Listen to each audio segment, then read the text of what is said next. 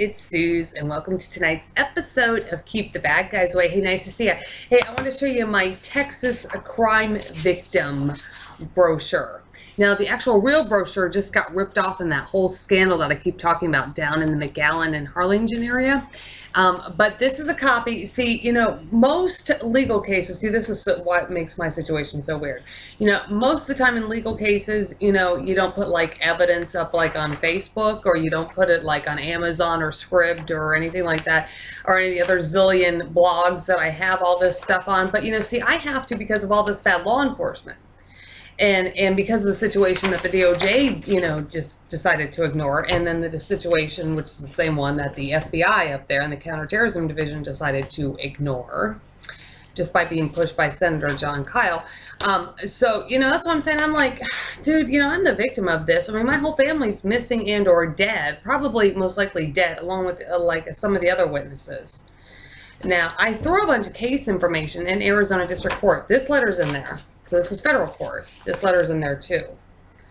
The case is Knisely versus Weish, and it's CB 11978 PHC ECV, in case you want to pull it up on Pacer.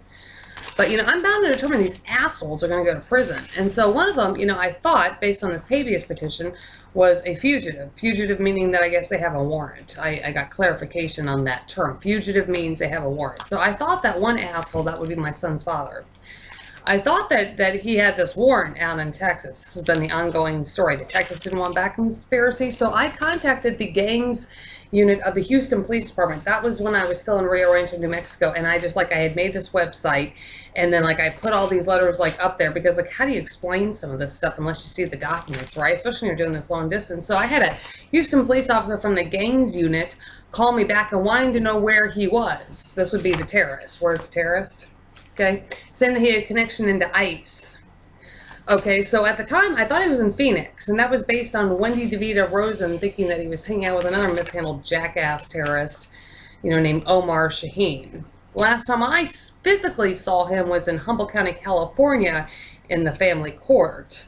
But apparently he was also going after my son's sister, half-sister Brooke, in Las Vegas in 2010. So, the guy could be anywhere. He's supposed to be reporting into ICE in Southern California. But so anyway, I'm thinking, okay, that's a nice Houston police officer. Wow, that was so nice that he called me back because I'm going to go in Houston. And then I got thinking, something wasn't right with the hospital. I had a contract with St. Joseph's down there in Houston. I couldn't get a badge. And the travel company, this Nightingale nurses, didn't tell me the right time to show up, and they weren't paying for my housing, and just something wasn't right. So I called the Houston police out.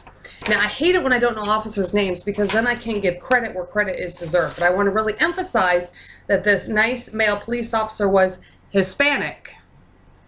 Okay, so he could read this, unfortunately, because Mexico's got a lot of corruption themselves, and a lot of other countries of, Hispanic kind of countries have a lot of corruption, sadly. But I don't know, it's mainly because he's just seen this kind of situation before, but he read this right away. Holy cow. So here he wrote out the report, gave me a report number. Okay, and the report number is 017492312H, made on February 10th, 2012 at 4900 Loop Central, number 231. That was actually a hotel I was staying at. And so, but anyway, when he circled on this Texas crime victim brochure, he hit this nail right on the head, just like that. I mean, this guy was smart.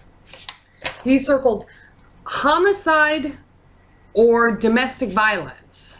Circled two numbers on this. I guess it depends on whether or not I made it or not. I mean, I knew what the heck, I knew where he was getting at. And then another time I had another Houston police officer come out, she took a report.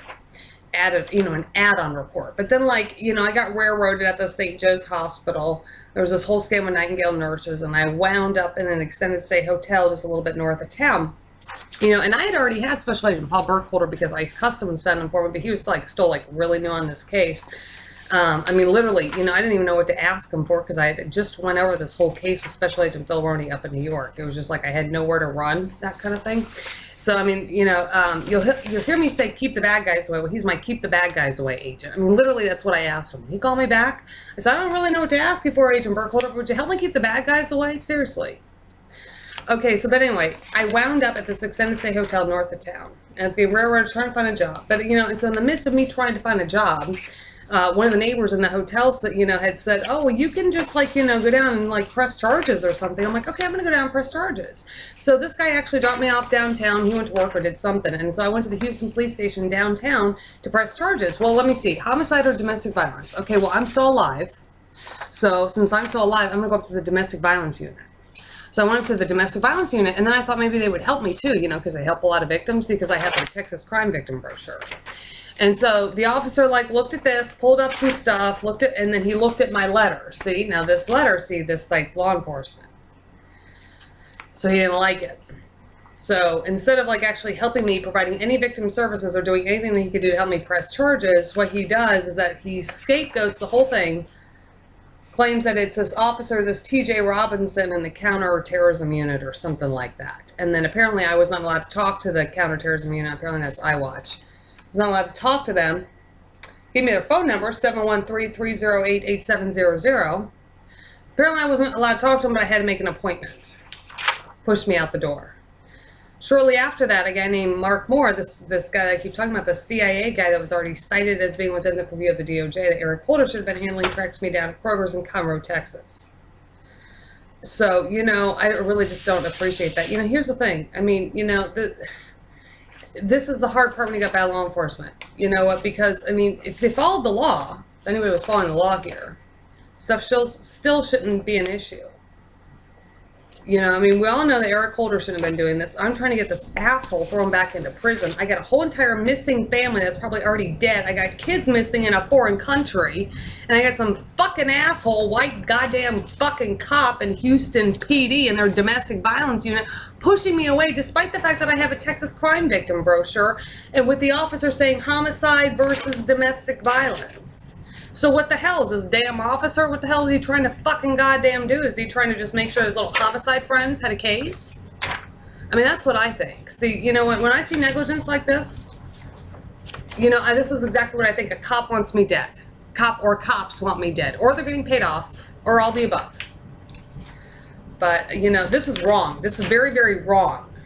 So still to this day, Houston or Harris County cannot get their goddamn fucking fugitive back because, see, I could have pressed charges on this whole damn situation. Help the victim, help the cause. You could have got this asshole, this damn terrorist back in frickin' prison. A whole lot of things could happen, but oh no, we still got the terrorists out roaming the damn streets. And you know what? It's all based on this Houston police officer in the domestic violence unit. This white guy that didn't want to get any of his little law enforcement buddies in trouble. Or tries to blame it on this TJ Robinson. Whatever the case, it doesn't matter. Well, it's like, why are you being loyal to this TJ Robinson? I don't know, whatever excuse you want to believe. That's bullshit. So this is not okay. So if I wind up dead, when this case could have been prosecuted, shit rolls downhill. But that's why I said, I mean, I've still had it with these. I've still had it with corrupt law enforcement. You just can't win. But that's the thing, like that Hispanic, I want to emphasize, Hispanic police officer that came out. I mean, he was really, really smart. So was the guy with the gangs unit. So was the female police officer that came out and took a report. And so was a Houston police officer that I saw at, I think it was a 7-Eleven. Because he told me the Texas Attorney General likes these kind of letters. So, I'm just like, I just can't even believe it that we got the most dangerous criminals out roaming the streets that are hurting people, killing people, doing all kinds of shit. And, here's a damn police officer. Well, so anyway. But apparently, according to one police officer, male Hispanic police officer in Texas, apparently I have rights. If I make it. Or I guess if I get murdered, then I guess I have rights for the case to be prosecuted, however you want to look at it. So anyway, that's tonight's episode of Keep the Bad Guys Away. I'll see you next time.